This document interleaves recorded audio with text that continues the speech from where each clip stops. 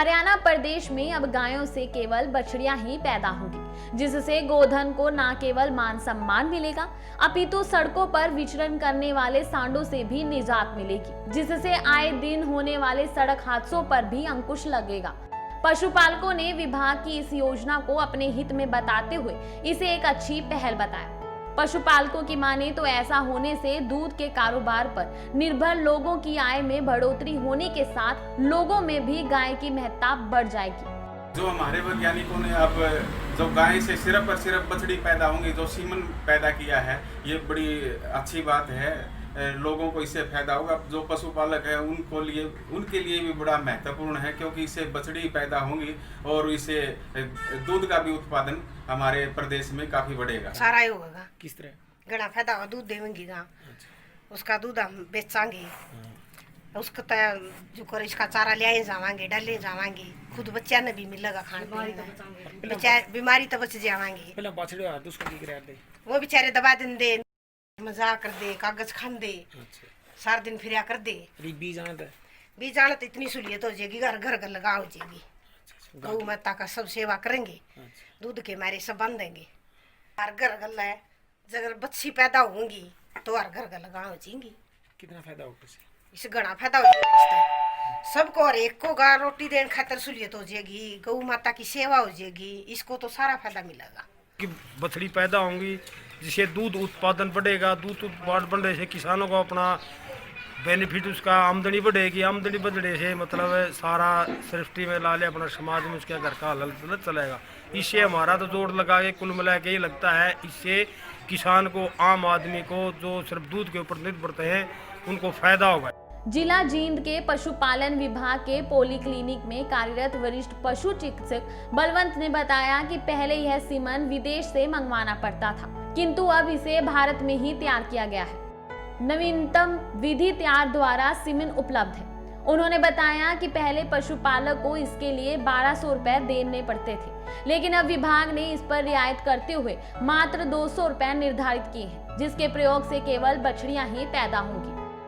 पशुपालन विभाग में गाय का एक अहम स्थान रहा है, और पहले हमारी गाय जो होती है हमें बैल देती थी और दूध देती थी, लेकिन समय के बदलाव के साथ क्या है कि हमें अब बैलों की ज़रूरत नहीं रही। जो खेती के कार्यों में ट्रैक्टर या छोटे मशीनों का यूज़ होता है, बैलों का यूज़ बिल्कुल भी नहीं होता है। बैलों का प्रयोग ना होने से हमारे पास जो बछड़े पैदा होते थे गायों के, वो बछड़े हमारे पास किसी काम के न रहे, नाकारा हो गए, सरप्लस हो गए। तो ऐसे में क्या है कि वो सारे के सारे जो बछड़े अब सांड बन जाते हैं, या जो बैल थे वो भी किसी काम के अंदर, वो बैल वो सब सड़कों पे आ जाते हैं, और जिससे हमारे बेसहारा गायों की हमें समस्या बहुत ज़्यादा हुई है पिछले कुछ समय में। अब ऐसे में सरकार ने इसके समाधान के लिए क्या किया है कि डिपार्टमेंट के अंदर सेक्स सॉर्टेड सीमन सप्लाई किया है। पहले ये सीमन विदेशों से मंगवाया जाता था, उसमें ये महंगा बहुत पड़ता था, एक्स्ट्रा 1200 रुपये की लगती थी। अब विभाग ने हर किसान की पहुंच के लिए एक्स्ट्रा को पहले 400 रुपये का किया, अब सिर्फ 200 रुपये में एक्स्ट्रा लग जाती है। अब एक्स्ट्रा की मैं खास बात ये बताऊंगा आपको कि एक्स्ट्रा में जो ये लगता है सीमन, इससे सिर्फ बछड़ी पैदा होती है। इसको कहते हैं सेक्स सॉर्टेड सीमन, यानी जो एक्स और वाई क्रोमोजोम होते हैं, जिसे बछड़े और बछड़ी का निर्धारण होता है, उसमें सिर्फ एक्स क्रोमोजोम को अलग करके एक्स्ट्रा में भरा जाता है, और जिससे सिर्फ और सिर्फ बछड़ी पैदा होती हैं। ये 99.9% बछड़ियाँ पैदा होती हैं, और ये सीमन हर अस्पताल के अंदर सप्लाई किया गया था। दोबारा फिर डिमांड दी गई है, और जिसने जितनी भी डिमांड है वो हर अस्पताल में ये सप्लाई की जा रही है।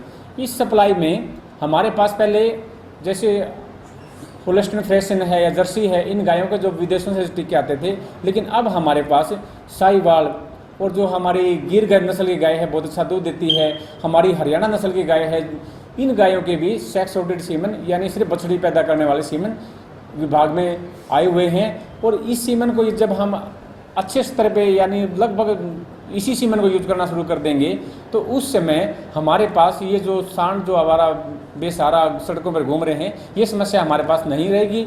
और दूसरा इसमें खास बात ये है कि जिस बुल से ये सीमन लिया जाता है बछड़ियाँ पैदा करने के लिए, वो सीमन बहुत ही हाई जेनेटिक क्वालिटी का होता है।